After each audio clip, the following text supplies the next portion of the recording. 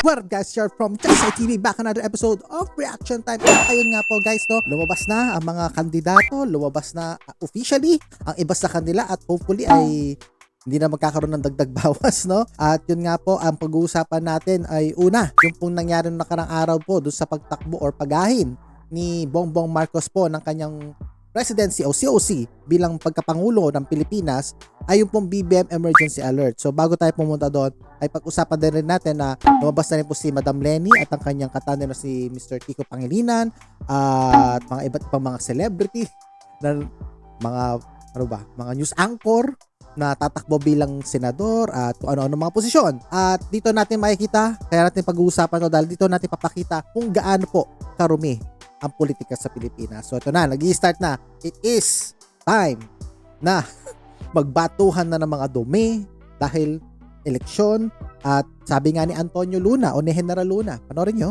Mas madali upang pagkasunduin ng langit at lupa, Hoven, kaysa dalawang Pilipino tungkol sa alinmang bagay. Yun nga po, no? Ito na naman po ang panahon na nagkakawatak-watak ang mga Pinoy dahil sa kanilang mga kanya-kanyang mga biases at paniniwala at instead na maniwala sa ideology o sa ideolohiya ng nangangampanya o ng politiko ay naniniwala sila doon sa tao lang. Hindi mo pa narinig ang kanilang plataforma, boboto mo na sila agad. Anyway, so start na muna tayo. Dalawang balita to mula sa UNTV at magre-react tayo patungkol doon sa BBM Emergency Alert at sa pagtakbo ng kung sino-sino ang politiko. Let's watch. May pangamba ang National Union of People's Lawyers o NUPL sa oras na may Marcos na muling makabalik sa Malacanang. Binigyang diin ni NUPL President Attorney Edry Eulalia na maaring lumala pa ang paglabag sa karapatang pantao at korupsyon kapag si Ferdinand Bongbong Marcos Jr. ang sunod na maupong Pangulo ng bansa. The first question na nasa utak ko agad-agad, kasama na dito, i-consider ko na rin na si Madam Leni, sama na rin natin dito. Sino ang tao na nakakaalam agad na ito agad ang magagawa niya pag naging presidente siya? Ganon din po kay Madam Leni. Sino rin yung nagsabi, parang mayroon na ba tayong foresight na masasabi natin, to si Madam Leni, lugaw yan, bobo yan, baksak ang Pilipinas. Si Marcos, ako, mataas ang dyan, ang human rights violation. Ay, si Isko Moreno, papabalikin niya yung mga NPA. Seriously, anong ebidensya natin pag sinasabi natin yung mga itong statements? Di ba parang, if I were to be asking, baka nga libelous pa nga yung mga ganong statement at pwede kang mademanda, no? Pero eto, head to ng groups ng mga attorney. So, pakinggan natin kung anong ebidensya naman niya labang kay Mr. Bongbong Marcos. Inuulit ko, no? Kahit si Madam Leni, Isko, Pacquiao yan, para sa akin, unfair na bigla ka na lang magbibigay ng mga ganitong accusations ng walang ebidensya. Kung may ebidensya ka, syempre, hindi sa media mo ilalabas yan. Lagay mo sa korte. Make it, gawin natin due process, 'di ba? Kasi parang lumilitaw lang yan, parang lang yan paninirang puri, 'di ba? Anyway, let's continue. Lalo na at kaalyado nito si Pangulong Rodrigo Duterte. So ang punto niya dahil magka-alliance, gagawin, kung anong ginawa ni Pangulong Duterte, gagawin din niya, no? So yun ang ina-assume niya, 'di ba? Hindi lalayo sa kasalukuyang administrasyon, no? Na kung saan nandyan lahat ng problema natin, no? Sa pandemya, sa korupsyon, pagpatay, sa mga human rights violations. So hindi malayo yan at baka mas malala pa. Kasi nandun yung nandun yung mga mapalatandaan na mangyayari ito at baka mas masakapul pa. Ano yung palatandaan? Sana nilinaw doon ng attorney para kaming mga netizens, katulad ko na reactor, ay yun nga, malaman namin sa inyo, galing kayong sinasabi nyo kayo, diba, mga abogado, matalino yun, pumasa sa bar exam yan Ano yung indication? Ibigay nyo naman, hindi yung pahapyaw lang na sasabihin nyo, may mga indications. Ano nga yun? Maliban doon sa sinasabi nga na alyansa niya si Pangulong Duterte, ano pa yung concrete evidence na magsasabi ka na ito ang posibleng mangyari? Ganon din sa ibang mga aspirant presidentiables. Ang grupong Isang Bayan naman ay nanawagan sa mga kabataan na huwag magpaloko sa mga pahayag ng nakababatang Marcos at pagtatangka umano nito na baguhin ang kasaysayan sa pamamagitan ng pagsasabing nasa golden age ang Pilipinas noong panahon ng pamumuno ng kanyang ama. Okay, ang comment lang natin doon sa na yan, no? So, anyway, karapatan naman nila magbigay ng mga ganong statement. Siyempre, kung ano sasabihin ni Bongbong Marcos sa kanyang point of view, sa kanya na yon. Hindi natin matatanggal sa kanya yung kung sa tingin niya golden age, opinion niya yon. Pero iba pa rin siyempre yung sinasabi ng mga datos. Katulad sa ibang mga bansa, ito yung nilabas nilang datos, ganyan-ganyan. Hindi na naman din natin mababago yung mga opinion na katulad ko mga millennials na ang tinuro sa amin ng mga teachers namin sa social studies mo from first year hanggang fourth year namin noon ay ang kontrabida, ang mga Marcoses, masama ang martial law, puro human rights ang ginawang violation. Walang tinong nagawa yon, at ang mga bida at ang mga bayani ang mga Aquino. Again, makaka-testify dyan yung mga millennials na nakapagtapos ng high school, di ba? Kasi sa college, iba na yung pinag-uusapan. Pero again, inulit ko, yun ang in-stress sa amin. So kung stick ka sa teachers mo, syempre paniniwala mo yung sinabi ng mga, yun nga, yung mga nasa libro, yung teacher mo, kung tinuro niya. Ngayon, kung naniniwala ka naman sa kwento ng mga magulang at lolo mo, syempre, iba naman yun. Iba na naman ang bias nun. Kung sa tingin niya, okay yung pamumuhay nila, syempre, iba na naman ang magiging bias niya. Hindi siya anti-Marcos at baka hindi rin siya, baka hindi siya pro-Aquino. So, ganun din yan. Iba-iba't mga perspective. But the end of the day, ang end of the day lang naman natin sa mga ganyang mga paniniwala. Kung ayaw niyong pakinggan o ayaw yung narinig ko sinasabi ng isa, you can debunk it or you can not listen to it. Huwag na kayong makinig. Kasi kahit ano pa sabihin, for example, Bongbong Marcos, kahit ano pa sabihin niya tungkol sa opinion niya yun So, hindi nyo na mababago yun. Ang pwede lang gawin, maglabas kayo ng ebidensya kung paano siya kamali doon sa sinasabi niya. Ganoon din naman sa mga Aquinos. Kung ano yung mga pinagsasabi, magbigay din kayo ng ebidensya kung sakali kung ano maipuknat nyo o ibabato nyo sa mga Aquinos. Pero I think lang parang patay na yung yung power ng mga Aquinos ngayon dahil nga medyo talaga yung dilawan ay bumaksak. Mapapansin nyo nga si Madam Lenny, di ba? Naka-pink na ngayon. That's the mere fact na dahil nag-independent pa siya, Independent na, nag-iba pa ng kulay. Ganon kalaki ang ginawa ng 2018 election, so na nagkakamali, na ganong katindi ang sugat o marka na binigay nun sa mga dilawan o sa Liberal Party na wala nang gusto magdilaw at ayaw na rin nilang maging kaalyansa nila. Lahat sila halos naging independent. Pati nga si Madam Lenny, di ba? Naging independent at hindi sumali sa Liberal Party. But anyway, let's continue. Samantala, nagtanong kami ng ilang botante kung ano ang kanilang saloobin sa pagtakbo ni Bongbong Marcos bilang Pangulo. Nila corrupt. Bakit hanggang ngayon lahat ng mga struktura, SLEX, mga yan, Skyway, mga project ni Marcos noon, napapanabangan natin yan. Okay. Paano natin? Actually, hindi nasagot yung tanong, pero ang komentary natin dyan, kukunin ko doon sa mga comment ng mga anti-Marcos. Ang sagot nila dyan doon sa infrastructure ay bigyan mo man din daw sila ng 20 years na paninilbihan bilang Pangulo, magagawa rin daw nila yung mga ginawa ni Marcos. At baka masigit pa dahil hindi daw sila corrupt. Ayan. Yun ang sagot nila. Hindi ko sagot yun, sagot nila. Anyway, let's continue. Okay naman po na tumakbo si Bongbong kasi maganda naman po naging mamarakad ng dati niyang ama, si Ferdinand Marcos. Okay. Again, with all due respect kay ate, syempre opinion niya yan, Pero ito yung masakit na katotohanan na marami sa mga Pilipino ganun ang thinking.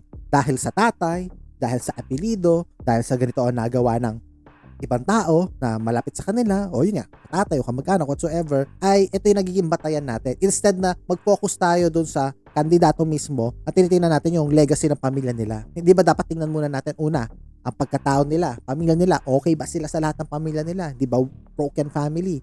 Pangalawa, yung bang nagawa nila sa lugar nila, sa barangay nila, ano ba nagawa nila doon? Doon sa city, kung saan sila nanunungkulan dati, or kung naman yung hinawakan nilang pwesto, ano ang mga achievements nila hanggang sa naging senador, ano yung mga nagawa nila, yun ang titingnan natin, Una, character, accomplishments, di ba? Yan dapat, hindi yung, dahil yung tatay niya mukhang maganda ang nagawa, baka siya rin yun ang magagawa niya. Like, what the hell? Taasan natin ang standard natin, mga Pinoy, Tandaan natin, doon sa Miss Universe o sa anumang mga pageants, ang tataas ng standard. Dapat ganito ang katawan, ganito katalino, ganito ang postura, ganito gagaling sumagot sa mga tanong.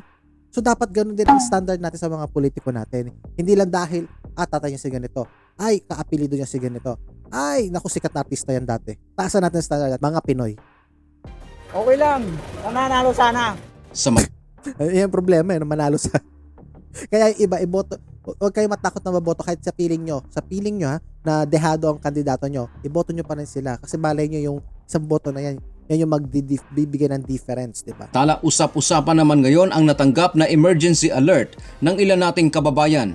Ito ay dahil sa pagpupromote ng hashtag BBM 2022 na ipinalalagay mula sa supporters o kampo ni Bongbong Marcos. Okay, ang commentary natin siya. Hindi ko alam kung double meaning ba yan kasi ang nakasulat doon, di ba? Parang disaster, yan, severe.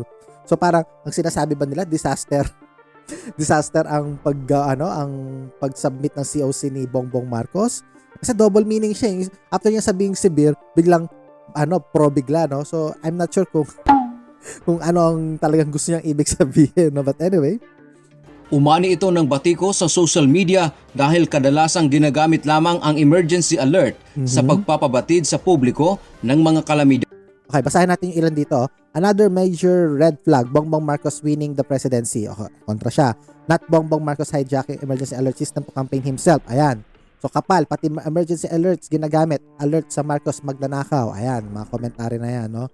Tapos that makes complete sense. Kailan ba nakakatanggap ng emergency alert? Hindi ba kung may nangyaring or mangyayaring sakuna? So tama lang. Ayan, so makikita nyo, medyo lahat kontra kay Bongbong Marcos ang mga komentary na naka-flash dito sa screen. Tulad ng lindol, mga pagbaha at iba pa. Damtiamento UN.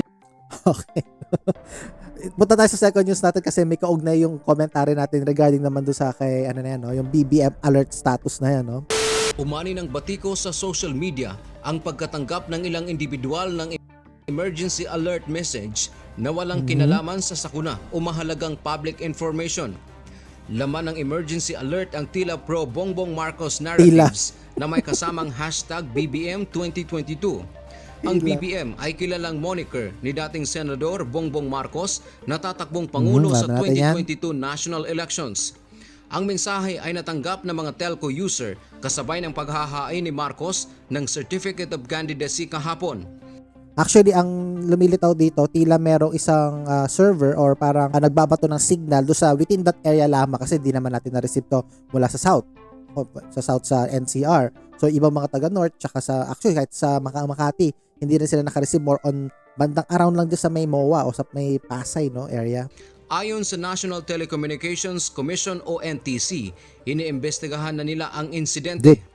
Ang National Disaster Risk Reduction and Management Council o NDRRMC nilinaw na wala silang direktibang ipakalat ang naturang mensahe. So dito makikita na black propaganda. O ito na yung tinatawag nating yung talagang dirty politics sa tinatawag, no. Ito na yung mga nagpaparumi sa politiko. At instead na yung magbigay tayo ng mga counter arguments sa mga may debate, no, or may issue, ito yung mga ginagawa, mga talagang galawang marumi. Ang emergency alert system ay kadalasang ginagamit upang bigyang impormasyon ng publiko kaugnay ng mga kalamidad tulad ng pagbaha, lindol at iba pa. Double Ayon meaning naman sa nga. kampo ng dating senador, suportado nila ang investigasyon sa illegal na paggamit ng emergency alert system. Maging ang pamilya Marcos ay nakatanggap din ng katulad na mensahe at anila ay hindi dapat hayaan ang sinumang grupo na nasa likod nito. Samantala, ayon kay COMELEC spokesperson Director James Jimenez, na walang partikular na batas sa early campaigning na nalabag dahil sa emergency alert. Kasi nga, wala pang batas patungkol dito. O yan, mga senador, meron naka-idea kung ano yung mga idadagdag yung mga batas. Unfortunately, it is not, again, a violation of any electoral law that I am aware of. Mainly because I don't think the law ever anticipated that there would be an emergency alert system. Second, the law doesn't really prohibit that Anyone? sort of thing. Again, in general terms, that's not covered by the law. Damtiamento. Okay, no? So again, no, bago tayo magtapos, no, ito lang naman yung commentary natin siya. Ako nakita ko dito, no, tatlong senaryo ukol dyan sa BBM emergency alert na yan, no. Ang unang senaryo ay ito'y galing kay BBM mismo at sila ay ganun lang katanga na gawin yon. Siyempre, dinanay nila na ginawa nila pero in reality sila ang gumawa at ganun lang sila katanga. First scenario, no. Second scenario, at ito yung pinakamaugong na scenario ay frame up galing sa mga political enemies nila, no. At which is ako, patas ang ko doon, ang sa tingin kong tsansa na frame up ito, no. At sino ba naman ang bobo, tanga, stupido na gagawin niya sa sarili niya yan? Walang automatic, syempre masisiraan siya, no. At ang third scenario, no, pero unlikely, pero third scenario, no, galing ito sa kampo ni BBM at na-foresee na nila na pwede nilang gamitin ito sinisiraan na nila kami, oh. Hindi pa nag-i-start yung nagpa-file pa lang kami ng COC. Meron ng ganyan. Pero in reality, sila talaga yung gumawa nun at ibinibint lang nila sa iba. So, posibilidad naman yun. Pero, ang sinasabi ko, medyo unlikely kasi nga, risky ito. Dahil syempre, katulad nga, iimbestigahan niya ng NTC sa mga telcos, magkano sila, magtatanong sila kung paano nangyari to, magkakaroon ng, investigasyon. So, risky kung sino man ang gagawa niya. Pero, syempre, again, scenario yon at possibility na mangyari. So, sinasabi ko, ang pinaka-importante dito sa tatlong scenario na yan, disregard natin yan. Hindi importante yan kasi dirty politics yan eh. Paninirang na lang yan. Nagsisiraan na lang yan or gumagawa na lang ng ingay yan. Ang importante guys, ang tandaan natin, like ko sinasabi, tingnan nyo yung plataforma muna ng mga kandidato natin. Hindi dahil kung ano ang nakita nyo o gawa ng ganito ng kanilang mga kamag-anak or what. Tingnan nyo muna, wala pang debate. Sa debate, makikita mo minsan yung mga ugali ng mga yan. Paano sila nag-handle ng pressure, paano sila sumagot. Gayahin nyo ang standard nyo sa mga beauty contest. Taasan nyo ang standard nyo sa ating mga politiko. Yun ang importante. So doon lang tayo ikot to. Again, comment down below guys kung ano masasabi doon sa BBM emergency alert na yan, kung double meaning ba yan, at is this necessarily pa ba na pag-usapan? At ayun guys. So that's it for our episode guys. Ingatan nawa po kayo na Diyos sa inyong paggawa, and God bless sa inyong lahat. Bye-bye. Bye-bye.